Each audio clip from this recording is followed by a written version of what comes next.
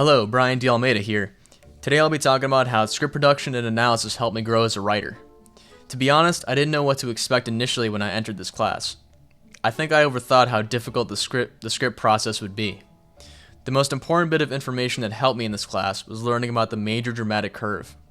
It allowed me to simplify a story down to its basic aspects, helping me understand what the essential structure to a story should be like. Though the way this is followed varies from medium to medium, script writing for one is a whole different beast in the writing world. All in all, it feels bare bones and straight to the point.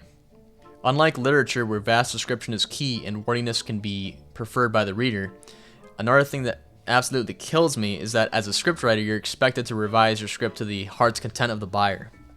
So if a major studio wants you to throw out a premise, you have no choice but to do it if you want them to use your script. Meaning you can end up with an entirely altered story that has nothing to do with the script you came up with in the first place. As a photographer, the script writing process made me think of the camera and visual spectacle of film, which I love, but it also made me battle with the novel-loving side of myself.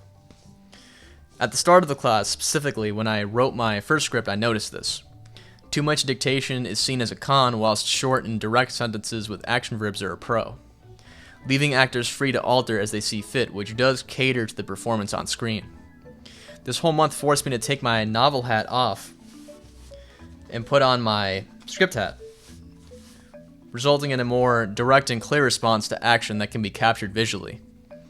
I'll try to keep this in mind for my future writing so people will be able to better envision what I mean to say. Although I will say that script feels strict, as if they need to abide by the specifications of the film industry. For instance, the 110 to 120 page script cap is highly recommended and practically an industry standard. I'm not saying these rules should be cast aside, but it does make me wonder, if scriptwriters are following the same guidelines, doesn't that limit how creative they can be? To the point where a plateau occurs and the industry would need to find another method of script making at some point? Kind of like what happened with The Save the Cat, where it exhausted the audience and movies began to become repetitive. That could also tie into why there seem to be so many remakes or remixes where two or more previous film ideas are meshed together. It's a battle between what's original and what's convenience.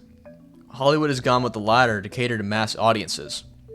So do these methods hamper creativity or help it flourish? I want to be able to think outside the box and not go with the crowd or play it safe.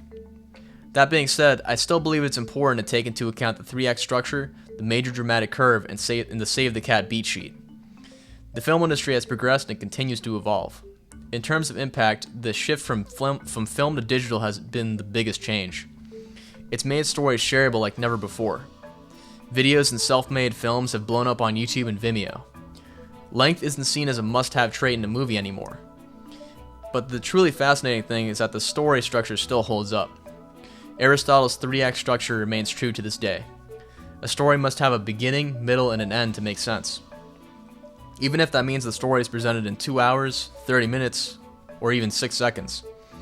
Heck, a single photograph has a story to it. All it takes is the right person to piece together what the image is portraying. Ultimately, the best part of this class was that it taught me not only about making scripts, but what it takes to craft a well thought out story. Thank you for listening, and this has been Brian D. Almeida.